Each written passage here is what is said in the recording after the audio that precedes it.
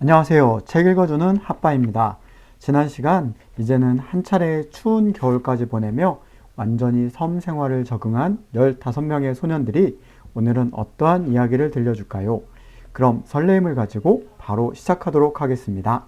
제 10장 즐거운 크리스마스. 어느덧 크리스마스가 다가오고 있었다. 고향에서 부모님과 함께 맞는 크리스마스는 아니었지만 소년들은 맛있는 음식과 행사를 준비했다. 어린 소년들은 크고 작은 색색의 망국기를 그려 동굴을 장식하고 큰 소년들은 크리스마스 트리를 준비했다. 그리고 크리스마스에는 모든 일과를 쉬기로 했다. 날이 밝자 소년들은 환호성을 지르며 크리스마스 인사를 나누었다. 고든 메리 크리스마스, 모코 메리 크리스마스. 소년들은 서로의 손을 잡고 악수와 포옹을 나누었다. 크리스마스를 위한 축포도 준비했다. 배에서 운반해 온 대포를 호수와 숲 한가운데를 향해 꽝꽝꽝 하고 길게 3번을 쏘았다. 그 소리는 웅장하고도 길게 울려 퍼져서 소년들을 기쁘게도 엄숙하게도 만들었다. 그 후에는 준비한 게임과 노래자랑 순서가 있었다. 모두 가네트의 아코디언에 맞추어 즐겁게 노래하고 놀았다. 고대하던 식사 시간을 알리는 종소리가 들렸다. 모코가 정성 들여 준비한 음식을 차려놓고 소년들을 부른 것이다. 기다리던 크리스마스 특별 식사 시간입니다. 와, 이야, 우와. 우리 말고 누가 이곳에서 이렇게 멋진 크리스마스를 맞이할 수 있을까? 우리를 지켜주신 하나님께 감사드리며 자, 축배를 들자. 와! 소년들은 이야기를 주고받으며 맛있는 음식을 나누어 먹었다. 참으로 오랜만에 가지는 풍요롭고 행복한 시간이었다. 식사가 끝나갈 무렵 브리앙이 자리에서 일어서서 말했다. 나는 14명의 소년을 대표해서 우리의 고든 대통령에게 고맙다는 인사말을 전하고 싶다. 그러자 소년들 사이에서 박수와 휘파람이 한꺼번에 터져 나왔다. 고든 대통령 만세! 소년들의 환호 소리에 겸언쩍은 듯 고든이 천천히 일어났다. 고맙습니다. 우리가 춥고 긴 겨울을 보내고 이렇게 즐거운 크리스마스를 맞게 된 것은 나 혼자만의 노력이 아니라 나를 믿고 따라준 여러분 모두의 노력 덕분입니다. 나는 여러분에게 고맙다는 인사를 하고 싶습니다. 특히 항상 힘이 되어주는 브리앙에게 고마움을 전합니다. 고든의 말에 소년들은 큰 소리로 외쳤다. 브리앙 만세! 브리앙은 항상 어린아이들에게 친절했으며 잘못한 일도 야단치지 않고 타이르는 편이었다. 예를 들어 어린아이들이 장난을 심하게 쳐서 옷이 더럽혀졌을 때 고든은 꾸중하는 반면 브리앙은 부드럽게 타일렀던 것이다. 그래서 브리앙은 어린아이들에게 인기가 많다. 모두 기뻐했지만 단 한 사람, 바로 드니펜만은 이 광경을 아니 꼽다는 듯이 바라보고 있었다. 소년들의 환호성이 절정에 달하자 드니펜은 벌떡 일어나 밖으로 나가버렸다. 제11장 자크의 비밀. 체어맨 섬에 1861년이 밝았다. 북반구의 여름이 남반구에서는 겨울이었던 것처럼 이 섬에서의 새해는 북반구와는 반대로 가장 더운 여름에 시작되었다. 그 무렵 자크는 점점 외톨이가 되어서 늘 혼자만 지냈다. 브리앙이 자크에게 몇 번이나 이유를 물어보았지만 자크는 그냥 아무 일도 아니라며 대답할 뿐이었다. 브리앙은 자크가 너무 걱정되었다. 그래서 하루는 자크에게 조용히 물었다. 자크, 무슨 일인지 나에게 속 시원하게 말할 수 없니? 너는 원래 명랑한 성격이잖아. 뭔가 마음속에 꺼림직한 것이 있으면 나에게 말해. 그러면 너도 마음이 편해질 거야. 그러나 자크는 울먹일 뿐 아무 말도 하지 않았다. 브리앙은 자크와 단둘이 있을 기회를 만들기로 했다. 언젠가 자크가 무슨 일이 있었는지 고백할 것이라고 믿기 때문이었다. 그러던 어느 날 브리앙은 좋은 기회를 얻었다. 이곳에 발을 디딘 지도 어느덧 10개월이 지나고 있었다. 여름이 가면 또 지루한 겨울을 준비를 본격적으로 준비하겠군. 지금까지 무사히 생활한 것은 다행이지만 우리가 이 섬에서 빠져나갈 수 있을까? 브리앙과 고든은 호숫가에서 앞으로의 일을 걱정하고 있었다. 브리앙, 넌 항상 이 섬을 떠날 궁리를 하고 있구나. 우리는 여기서 10개월 동안이나 구조를 기다렸지만 아무 소식도 없었어. 언제까지 이렇게 기다리기만 할 순 없잖아. 우리도 노력해 보았지만 달리 방법이 없잖아. 그래서 얘긴데 보드왕의 지도가 정확하다고 하지만 동쪽을 다시 한번 조사해 보는 게 좋겠어. 우리에겐 보드왕이 가지지 못한 훌륭한 망원경이 있으니까. 그가 발견하지 못한 육지를 발견할 수 있을지도 몰라. 먼 곳까지 볼 수 있으니까. 그렇다면 내 말대로 동쪽을 탐험해 보자. 그쪽은 아직 가보지도 않았으니까. 고마워 고든. 우리 모두가 갈 수는 없을 텐데 보트를 타고 호수를 건너야 하니까 인원은 두세 명이 좋겠다. 좋은 생각이야. 그럼 누가 보트를 젓지? 모코가 있잖아. 나도 조금 저을 수 있고. 바람을 골라서 돛을 올리면 호수는 쉽게 건널 수 있고 강을 따라 내려가면 동쪽 바다에 도착할 수 있어. 나머지 한 사람은 누구였으면 좋겠니? 한 사람 정해둔 사람이 있는데. 누구? 응, 자크야. 너도 눈치채고 있겠지만 자크가 표류가 시작된 이후 예전 같지 않아. 자크가 마음에 걸려서 견딜 수가 없어. 이번 탐험에서 단둘이만 있으면 혹시 솔직하게 무슨 말을 할지도 몰라서. 그래, 자크를 데려가도록 해. 조심해야 해. 고드는 소년들을 모아놓고 브리앙 일행의 탐험 목적과 계획에 대해 발표했다. 다른 사람의 의견을 묻지도 않고 결정하다니. 나도 갈 수 있는데. 그것도 어린아이까지 겨우 셋만 가겠다고? 드니페는 다른 소년들을 모아놓고 불평을 늘어놓았다. 하지만 모코는 자신이 좋아하는 브리앙과 탐험을 한다는 것이 너무 기뻤다. 그리고 탐험하는 동안에는 요리도 안 하고 마음껏 섬을 살펴볼 수 있을 테니 더욱 좋았다. 2월 4일 아침 탐험 준비는 끝났다. 브리앙 일행은 식량과 담요, 그리고 총과 밧줄 등 필요한 물건을 보트에 실었다. 브리앙, 자크, 모코는 남아있는 소년들에게 인사를 했다. 다녀올게. 남아있는 아이들을 잘 부탁해. 여기는 걱정하지 말고 잘 갔다 와. 자크와 이야기도 잘하고. 고든과 브리앙은 서로 격려하며 인사를 했다. 삼각돛을 올린 보트는 반짝이는 호수 위를 떠났다. 한낮이 되자 바람이 불지 않아 보트는 속력이 자꾸 줄어들었다. 바람이 없으니 돛의 덕을 못 보겠군. 나도 노를 저어야겠어. 모코와 브리앙은 열심히 노를 저었다. 새로운 맛있는 식량을 발견했으면 좋겠는데 모코는 식량 걱정에 여념이 없었다. 매일 우리의 식사를 준비하느라 내 숙고가 많구나. 아니에요. 그건 당연히 내가 할 일이고 나는 오히려 브리앙에게 감사하고 있어요. 브리앙은 영리하기도 하지만 훌륭한 마음씨를 가졌어요. 다음 대통령은 틀림없이 브리앙이 될 거예요. 훌륭한 마음씨를 가진 건 모코 바로 너야. 서로 칭찬하다 둘은 웃음을 터뜨리고 말았다. 점심을 먹고 나서도 열심히 노를 저어 저녁에는 호수의 반대쪽 기슭에 닿을 수 있었다. 기슭에는 소나무와 전나무가 울창했다. 형, 굉장하다. 그래, 이건 소나무 중에서도 우산 소나무라는 것인데 뉴질랜드에서도 볼 수 있는 거야. 잠깐 살펴보고 가자. 땅바닥에는 솔방울이 많이 떨어져 있었다. 이 안의 열매는 먹을 수 있어. 그리고 이 열매에서 기름도 얻을 수 있다고 들은 기억이 나. 이것들을 주워가자. 브리앙 일행은 솔방울을 많이 주워 담았다. 여긴 사냥감도 많겠는걸? 브리앙이 숲을 둘러보며 말했다. 오늘은 여기서 자고 가야 하니까 일을 나누어 하자. 한 사람은 텐트를 치고 한 사람은 보트에서 총과 식량을 옮겨오자. 세 소녀는 저녁 식사를 마치고 텐트 안에서 잠을 청했다. 자크, 잠이 안 오니?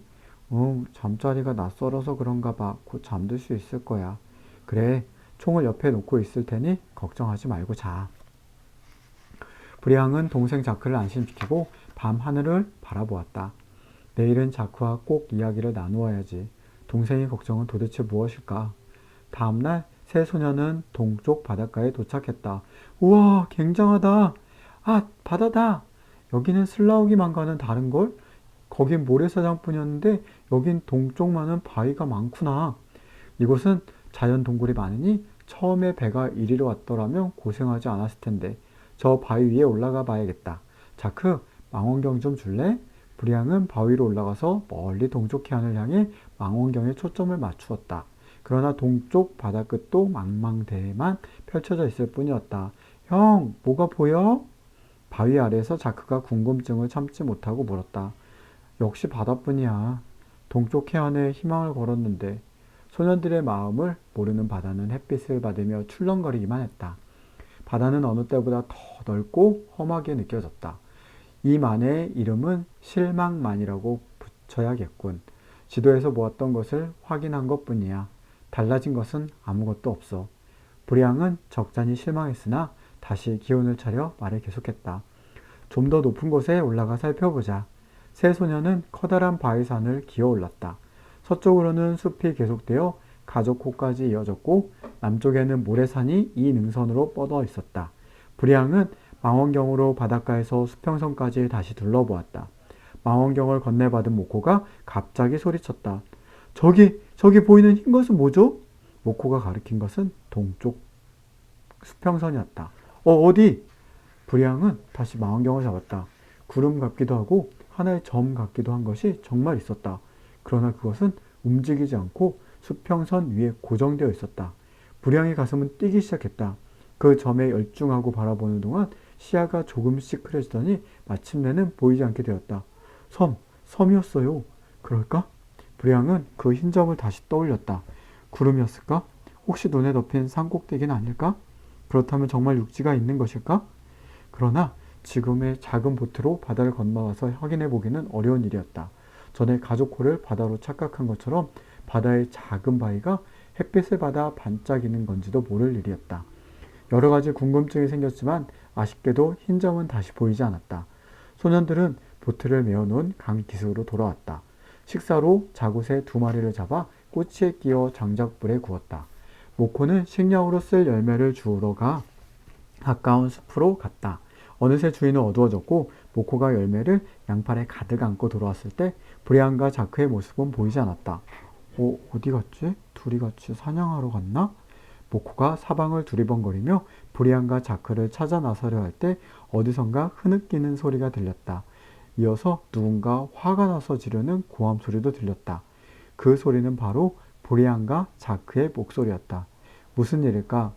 고요하고 어두운 숲의 두 사람의 목소리는 더욱 또렷이 들렸다. 내가 그랬어? 어쩌자고 그런 큰일을 저질렀니? 너 때문에 모두가 이런 엄청난 일을 겪다니. 형, 잘못했어. 날 용서해줘. 다른 아이들을 피하고 우울했던 이유를 이제 알겠어. 아이들은 그것도 모르고 이렇게 될 줄은 몰랐어. 자크는 무언가 큰 잘못을 저지러 브리앙에게 울며 용서를 구하고 있었다. 브리앙은 화가 났지만 꾹 눌러 참고 있는 것 같았다. 다른 아이들이 이 사실을 알면 절대 용서하지 않을 거야. 하지만 사실대로 밝혀야 해. 잘못된 일을 덮어둔다고 해서 그것이 없어지진 않아.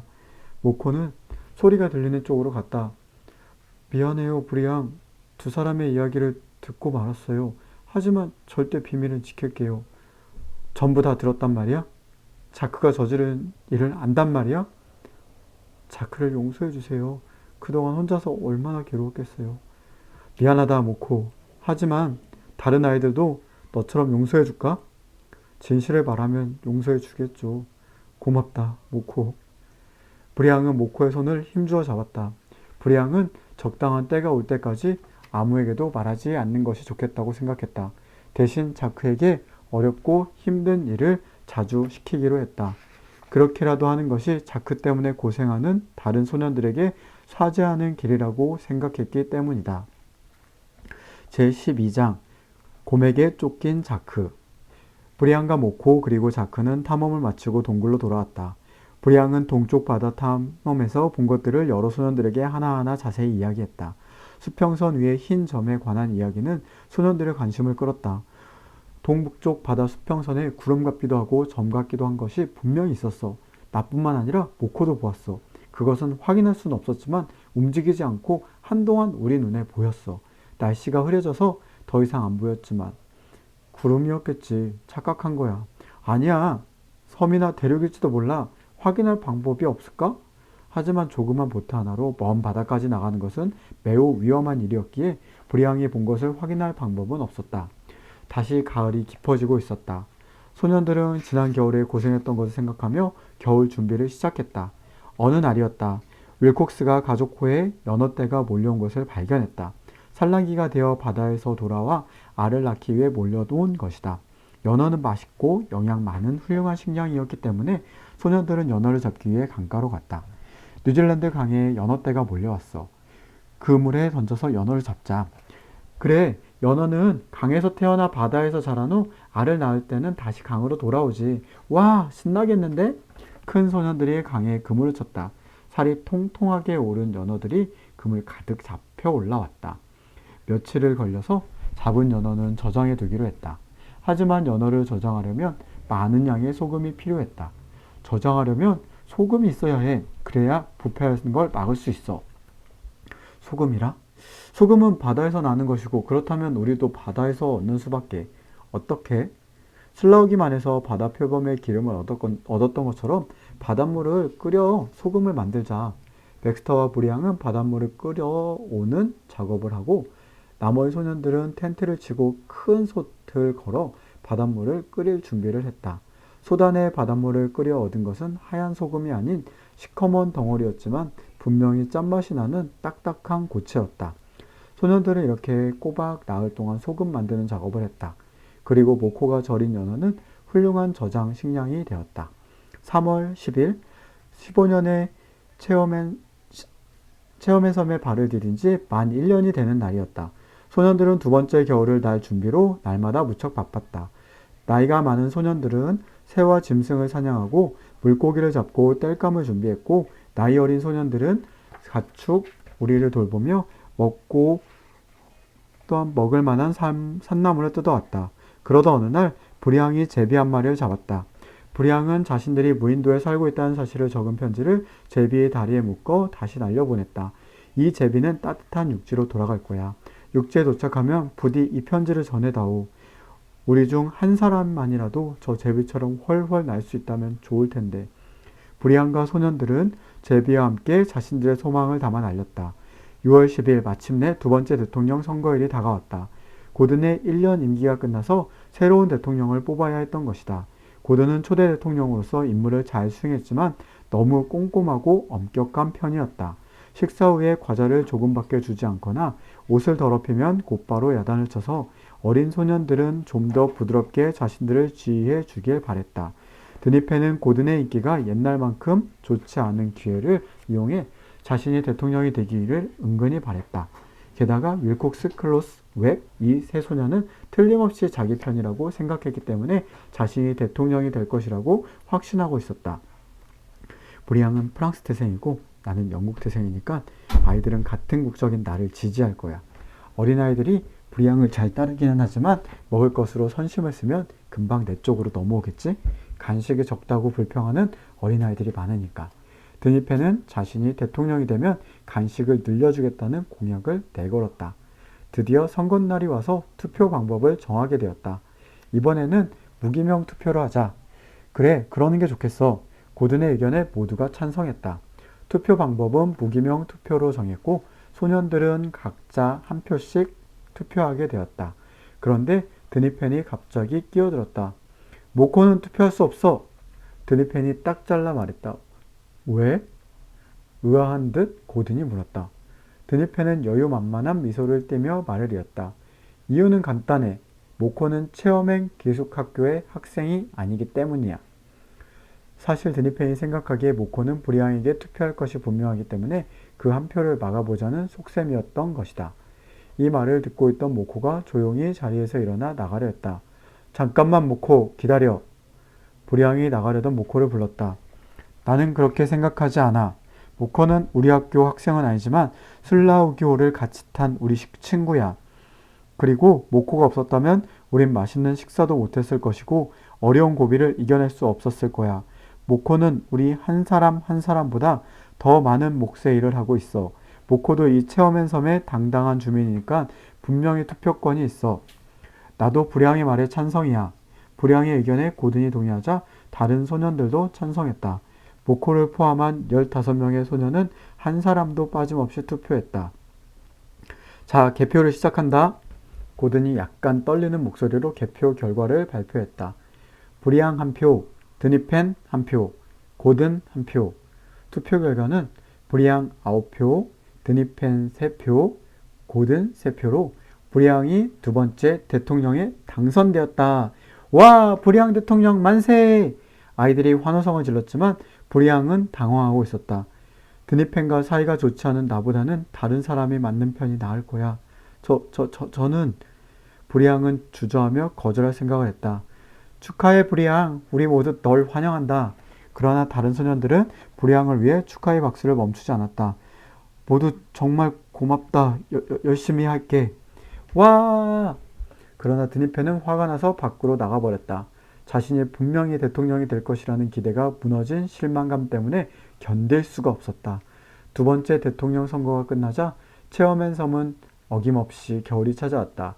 지난해 겪은 겨울을 경험으로 겨울을 준비를 차근차근 꼼꼼히 해왔기 때문에 큰 걱정은 없었지만 무서운 추위와 동굴 속에서 지내야 하는 지루한 날들이 소년들로서는 그다지 반갑지 않았다. 달라진 것이 있다면 브리앙이 대통령이 되었다는 것이다. 브리앙은 대통령이 되기 전보다 더욱 열심히 일했고 모두에게 친절하게 대했다. 또 가장 힘들고 어려운 일들은 동생 자크에게 맡겼고 자크도 불평 한마디 없이 열심히 해냈다. 다른 소년들도 자신들이 뽑은 대통령의 말을 잘 따랐다. 고든이 엄격했던 반면 브리앙은 소년들의 이야기를 많이 들어주고 많은 자유를 주었다. 브리앙을 힘들게 하는 것은 드니펜을 비롯한 4명의 소년이었다. 그들은 특별히 규칙을 어기는 것은 아니었지만 다른 소년들과 어울리지 않고 자기네들끼리만 뭉쳐 다녀서 브리앙을 안타깝게 했다. 그러나 브리앙은 그런 것을 지적하기보다는 그들 스스로 깨닫기를 기다리기로 했다. 날씨는 점점 추워져서 동굴에 있는 시간이 많아졌다.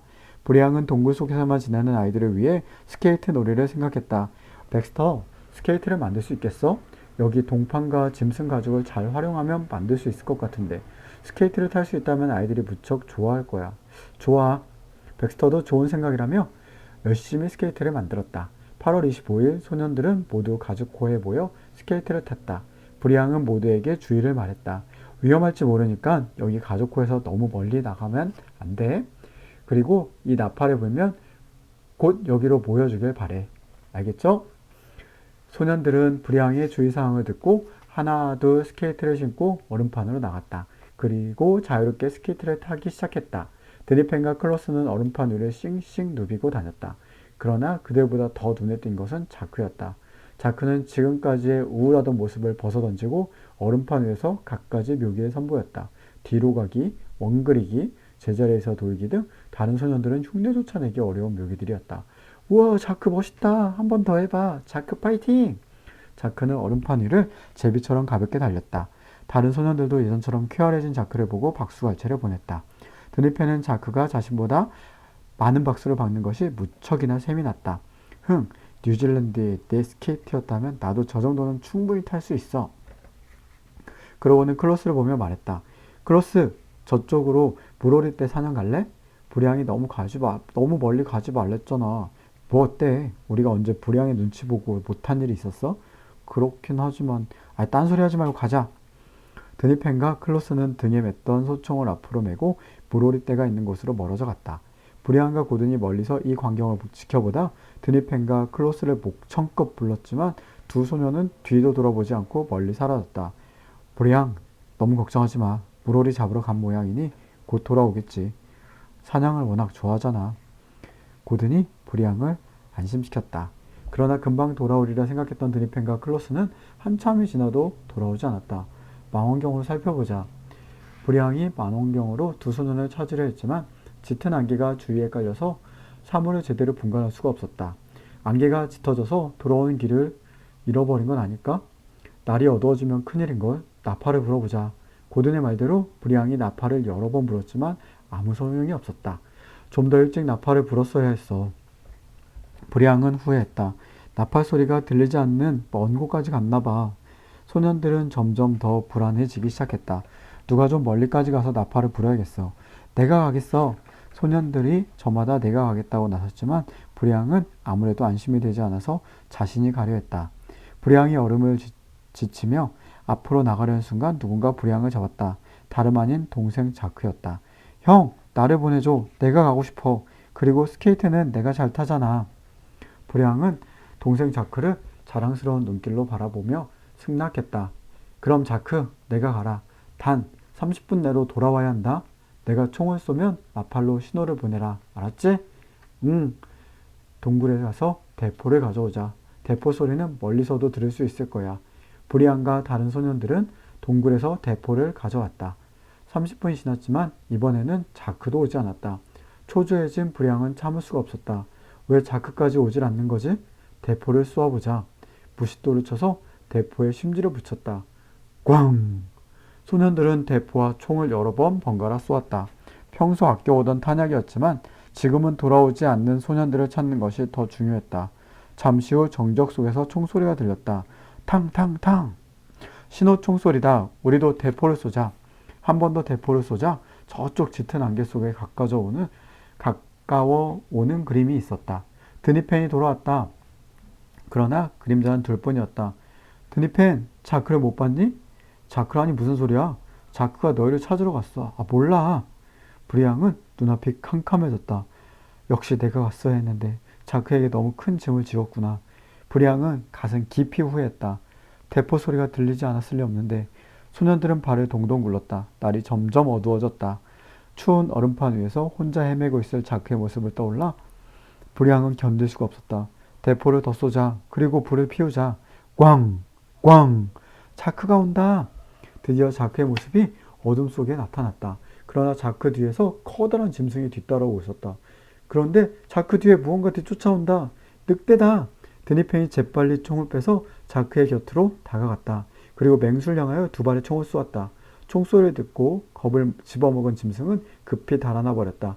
뜻밖에도 그 짐승은 곰이었다. 순간 고든의 머리엔 의아한 생각이 퍼뜩 섰다. 곰? 그렇다면 이 섬에서 멀지 않은 곳에 섬이나 대륙이 있어 바다의 빙산을 타고 온 건 아닐까? 자크는 무사히 브리앙 품에 안겼다. 브리앙은 자크가 돌아와서 말할 수 없이 기뻤다. 두 형제는 마치 오랫동안 못 만난 것처럼 깊은 포옹을 나누었다. 형, 나를 보내줘서 고마워. 무서운 짐승에게 쫓겨다닌 두려움이 가시자 자크는 브리앙의 귓가에 속삭였다. 자크는 드니펜과 클로스를 따라 동쪽으로 나팔을 불며 갔었다. 그러나 드니펜과 클로스가 방향을 바꾸어 간 것을 모른 채 자크는 동쪽으로만 달렸으니 만날 수가 없었던 것이었다. 자크는 정신없이 두 소년을 찾다가 대포 소리를 듣고서야 너무 멀리 나왔음을 깨달았다. 돌아가자. 자크가 방향을 돌려 돌아오고 있을 때 뒤에서 두 마리의 곰이 쫓아왔다. 자크는 있는 힘을 다하여 대포 소리를 따라 달렸다. 스케이트 타는 솜씨가 뛰어나긴 했지만 거대한 두 마리의 곰이 쫓아오자 등에서는 땀이 비오는 듯이 흐르고 발이 잘 안 떨어졌다. 아슬아슬하게 추격을 당해서 호숫가의 소년들에게 돌아왔을 때 드니펜이 총을 쏘아 위기를 모면했던 것이다. 브리앙과 소년들이 동굴로 돌아왔을 때 브리앙과 드니펜의 눈이 마주쳤다. 드니펜은 애써 브리앙의 눈을 피하려 했다. 드니펜, 왜 규칙을 어겼니? 너희가 마음대로 규칙을 어기고 행동했기 때문에 우린 오늘 큰일을 당할 뻔했어. 하지만 자크를 구해준 것에 대해서는 정말 고맙게 생각해. 고마워. 그러나 드니펜의 반응은 냉담했다. 너에게 그런 말 듣자고 한 일 아니니까 그런 인사는 필요 없어. 난 내 할 일을 했을 뿐이야. 차갑게 말한 드니펜은 브리앙이 청한 악수도 무시한 채 자리에서 벌떡 일어나 밖으로 나가고 말았다. 제13장 동굴을 떠난 드니펜. 스케이트 사건 이후로 드니펜과 브리앙의 사이는 점점 멀어져만 갔다. 드니펜은 선거에서 브리앙에게 진 것을 아직도 분하게 여기고 있었으며 대통령 브리앙의 명령에는 어느 것도 따르려 하지 않았다. 드니펜은 스케이트 사건 이후로 노골적으로 브리앙의 말을 듣지 않았고 브리앙도 점점 참을 수 없는 지경에 이르게 되었다. 둘 사이에서 중재를 해오던 고든도 둘 사이가 나빠지는 것이 걱정되었다. 드니펜은 고든이 대통령이었을 때는 고든의 명령을 어느 정도 따랐지만 브리앙이 대통령이 된 뒤로는 브리앙의 명령을 따르지 않고 제멋대로 행동했다.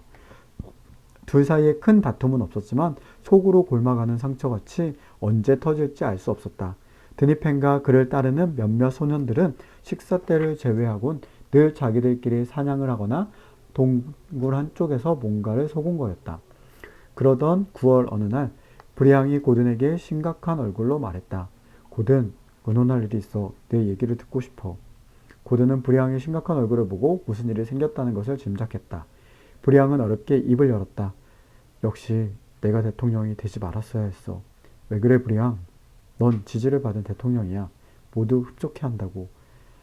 하지만 드니펜 패들은 아무리 잘해주어도 더욱더 노골적으로 반항하고 있어. 기다려보자. 그러려고 했는데 드니펜 패들이 뭔가를 꾸미고 있는 것 같아. 아무래도 동굴을 나가려고 하는 것 같아. 동굴을 나가다니 넷이 독립할 생각인가 봐. 어제는 보드왕의 시도를 베끼고 있었어. 그래서 말인데 그들이 정말 동굴을 떠나기 전에 다른 사람이 대통령을 맡았으면 해. 그러면 드니펜이 동굴을 떠나지 않을 거야. 너나 드니펜이 대통령이 되면. 턱을 개고 한참을 생각에 잠기던 고든이 브리앙에게 말했다. 그건 그렇지 않아. 드니펜의 생각도 중요하지만 너를 보고 따르는 많은 아이들을 실망시켜서는 안 돼. 드니펜이 떠나는 일이 생기더라도 내 임기가 끝날 때까지는 내가 대통령직을 수행해야 해. 한 번 정한 규칙을 그렇게 쉽게 어기면 아무런 규칙도 세울 수 없어. 그러니까 그런 생각은 갖지 마. 그럴까? 고마워, 고든. 내가 없었다면. 두 소녀는 손을 꼭 잡았다. 10월이 되자 꽁꽁 얼어붙었던 추위가 조금 누그러지고 온 누리에 따뜻한 기운이 퍼졌다. 날씨가 따뜻해지자 드디어 드니펜은 자신의 결심을 모두에게 드러냈다. 드니펜은 웹, 윌콕스, 크로스와 함께 동굴을 떠나 독립하여 살 것을 통보했다. 형들 갑자기 왜 그러는 거야? 코스터와 돌 등 나이 어린 꼬마들은 울먹였고 큰 아이들도 이미 짐작은 해왔지만 당황하기는 마찬가지였다. 우리를 버리고 가겠다는 거냐? 고든이 드니펜에게 물었다. 브리앙은 침통한 얼굴을 하고 있었다. 버리다니 그런 건 아니야. 우리 넷이서 다른 곳에서 자유롭게 살겠다는 거야. 우리는 브리앙의 주의를 받는 것이 싫어. 어째서? 벡스터가 물었다. 브리앙도 침착하지만 낮은 목소리로 말했다. 나에게 불만이 있다면 말해줘. 그렇다면 내가 고치도록 노력할게. 그걸 일일이 말해줘야 하니? 한마디로 넌 우리를 지휘할 자격이 없어. 우리 모두 영국인인데 너는 프랑스인이야. 전에 고든은 미국인이었고 너는 프랑스인. 다음엔 흑인인 모코가 대통령이 되겠지. 그러자 고든이 조금 흥분한 목소리로 물었다. 드니펜, 그게 진심이니? 우린 오래전부터 생각해온 것을 행동에 옮기려는 것뿐이야. 뭐라고 이 자식? 차마 고든. 이번에는 불량이 말렸다. 그래, 그럼 너희가 원하는 대로 해. 필요한 것들은 챙겨서 떠나고 싶을 때 떠나. 어차피 그 물건들은 다 너희 것이니까. 불량이 냉정함을 되찾고 침착하게 말했지만 고든은 흥분을 가라앉힐 수가 없었다. 분명히 후회할 날이 있을 거야. 천만에. 드니펜, 클로스, 윌콕스, 웹은 동굴을 떠나 동쪽을 향해 갔다. 남아있는 소년들은 떠나는 그들이 밉기는 했지만 한편으로는 슬픈 마음을 감출 수가 없었다. 고집스럽게 동굴을 떠나는 소년들의 마음 한쪽 구석에 슬픈 마음이 있는 것은 마찬가지였다. 그러나 드니펜은 자신의 고집을 꺾지 않았다. 동쪽 해안은 동굴도 많고 사냥감도 많다고 했어. 그리고 나는 이 섬이 아메리카 대륙과 멀리 떨어져 있지 않다고 생각해. 그렇다면 칠레나 페루로 가기 위해 마젤란 해협을 지나는 배들은 이 섬의 동쪽을 지나가게 될 거야. 그러니까 이곳보다 동쪽 해안이 더 좋아. 드니펜은 중요한 발견이라도 한 듯 으스대며 말했다. 드니펜 일행은 쉬지 않고 걸어서 이튿날 저녁 호수 끝에 도착했다. 그곳은 전에 브리앙 일행이 텐트를 쳤던 곳이었다. 하지만 하루가 지나고 동굴에서 점점 멀어질수록 자신들이 떠나온 것이 후회되기 시작했다. 지금까지의 생활이 고달프긴 했어도 큰 어려움이 없었고 다른 친구들과 즐겁게 놀던 생각이 자꾸 났다. 그러나 드니펜 앞에서는 그런 마음을 내색할 수가 없었다. 다음날 오후 네 소녀는 동쪽 해안에 도착했다. 동쪽 바다의 수평선과 바위섬이 눈에 들어왔다. 그곳은 아주 조용하고 한적했다. 어때? 이곳에 오길 잘했지? 헤엄치기도 좋고 사냥도 마음 놓고 할 수 있어. 동굴도 많고. 드니펜은 흡족한 듯이 말했다. 좋긴 좋구나. 동굴에 남아있는 아이들도 우리가 있는 이곳을 봤다면 우리를 따라 나서려 했을걸? 드니펜은 동굴을 떠나온 것을 합리화하려 했다. 브리앙의 말대로 동굴은 무척 많았다. 드니펜 일행은 그 중에서 해안과 가까운 곳에 깊고 평평한 동굴 하나를 골랐다. 그 동굴은 보드왕의 동굴처럼 여러 개의 굴이 연결되어 방이 많았다. 새로 마련한 동굴에 짐을 푼 드니펜 일행은 동굴을 나와 바닷가와 숲을 돌아보고 높은 바위에도 올라가 보았다. 파도는 잔잔했지만 수평선에는 브리안과 모코가 보았다던 흰점은 보이지 않았다. 숲속에는 토끼, 꿩 같은 동물들이 많았다. 난 저것들을 총을 쏘아 잡을 거야. 총알 아낀다고? 눈앞의 짐승을 함정으로만 잡아야 한다는 건 재미없는 일이야. 맞아, 그건 정말 답답했어. 드니펜의 말에 클로스도 맞장구를 쳤다. 오늘은 늦었으니 여기서 쉬고 내일 북쪽을 탐험해 보는 게 어떨까? 해안을 따라 걸으면 2, 3일 정도면 충분할 테니 혹시 보드왕이 못 본 육지가 보일지도 모르잖아. 그래, 그러지 뭐. 세 소녀는 드니펜의 말에 따랐다. 다음날 아침 네 소녀는 해안을 따라 북쪽을 향해 걸어갔다. 그 다음날도 북쪽을 향해 열심히 걸어갔다. 3일째 되는 날 갑자기 거센 폭풍우가 휘몰아쳤다. 소년들은 세차게 몰아치는 비바람을 뚫고 앞으로 나아가기가 몹시 힘들었다. 그래도 목적지가 멀지 않은 듯하여 소년들은 큰 나무 아래에서 폭풍우를 피했다. 거의 도착했는데 폭풍우를 만나다니. 지금은 어차피 쉬기도 어려우니 해안까지 있는 힘을 다해 가자. 파도 소리다. 드디어 바다에 온 거야. 파도 소리가 희미하게 들려오자 네 소녀는 피곤한 것도 있고 바다로 달려갔다. 어두워지기 전에 바다를 보고 싶었기 때문이었다. 그러나 맨 앞에 달려가던 윌콕스가 우뚝 멈춰섰다. 아, 저게 뭐지? 사람이잖아. 소년들은 꿈을 꾸고 있는 것처럼 도저히 믿어지질 않았다. 아무도 살지 않는 무인도의 사람이라니. 더구나 그들이 시체처럼 꼼짝을 하지 않으니 덜컥 겁도 났다. 비바람이 몰아치는 바닷가에는 죽은 듯 누워있는 두 사람과 뒤집힌 배 한 척이 있었다. 그런데 움직이질 않아. 죽었나? 소년들은 전신에 소름이 오싹 끼치는 것을 느꼈다. 가까이 가보자. 정말 사람일까? 못 믿겠어. 소년들은 발소리를 죽이며 살금살금 다가갔다. 총을 겨누고 있었지만 온몸이 덜덜 떨렸다. 난 더 이상 못 가겠어. 죽은 사람이 벌떡 일어날 것 같아. 클로스의 말 한마디에 겁에 질린 소년들은 누가 먼저? 랄 것도 없이 죽어라고 숲을 향해 뛰기 시작했다. 한참을 뛰어서 숨이 턱에 찰 정도가 되자 소년들은 모두 그 자리에 주저앉아 버렸다. 이젠 안전해. 여기에 있자. 네 소년은 숲속의 나무 밑에 짐을 내려놓고 담요를 뒤집어 쓰고 덜덜 떨면서 웅크리고 앉았다. 어둡고 음산한 한 숲속에서는 나뭇잎 흔들리는 소리만 무섭게 들려왔다. 폭풍 때문인지 아니면 아까 본 사람들 때문인지 몸은 춥고 떨리기만 했다. 그러나 불을 피울 수도 없었다. 혹시 아까 그 사람들이 찾아올지도 모르기 때문이었다. 소년들은 추워서 잠도 오지 않았고 머릿속엔 갖가지 무서운 생각들만 떠올랐다. 우리처럼 표류하다가 이곳에 자초된 걸까? 어느 나라에서 온 사람들일까? 어른들일까? 나쁜 사람들은 아니겠지? 혹시 정말로 가까운 곳에 사람이 사는 육지가 있는 게 아닐까? 아니, 그것보다 날이 밝으면 난 파자들을 먼저 확인해야 해. 소년들은 말없이 웅크리고 앉아 있었지만 모두 같은 생각으로 머릿속이 온통 복잡했다. 그러고 보니 배가 고픈데 우리 저녁도 안 먹었잖아. 너무 놀라서 배고프다는 생각도 못했나 봐. 과자라도 먹자. 네 소년은 과자 몇 조각으로 허기진 배를 채우고 자신도 모르는 사이에 잠이 들었다. 무섭고 긴 밤이었다. 날이 밝았다. 클로스가 먼저 부스스 일어나 어제 일을 생각해내고는 친구들을 깨웠다. 얘들아, 빨리 바닷가에 가보자. 날이 밝아서인지 어제보다 덜 무섭고 어젯밤에 보았던 두 사람이 궁금해서 견딜 수가 없었다. 소년들은 바닷가를 향해 조심스레 걸어갔다. 우리가 어제 헛것을 본 건가? 아니면 살아있는 사람들이었나? 설마 파도가 시체들을 바다로 쓸어 갔겠지. 드니펜이 망원경으로 바다 위를 보았으나 아무런 흔적도 없었다. 배에 가까이 가보자. 소년들은 배를 살펴보았다. 꺾인 돛대와 돛폭이 있을 뿐 배는 망가진 채 텅 비어 있었다. 10m 남짓한 배는 좌초될 때의 충격으로 엉망으로 부서져 남은 것이라곤 돛대와 찢어진 돛뿐이었다. 소년들은 배의 뒷부분도 세밀하게 살펴보았다. 여기 이것 좀 봐. 배의 이름인가 봐. 자세히 가보니 거기에는 세번호 샌프란시스코라고 쓰여 있었다. 드니펜, 샌프란시스코라면 미국의 항구 도시 이름이 맞지? 윌콕스가 물었다. 응, 캘리포니아에 있는 항구 도시지. 그렇다면 이 배는 미국 배야. 소년들은 일단 동굴로 돌아가 짐을 챙겨서 그곳을 떠났다. 점점 더 흥미진진해집니다. 정말 다음 이야기를 기대해보며 내일 다시 찾아오겠습니다. 그럼 안녕!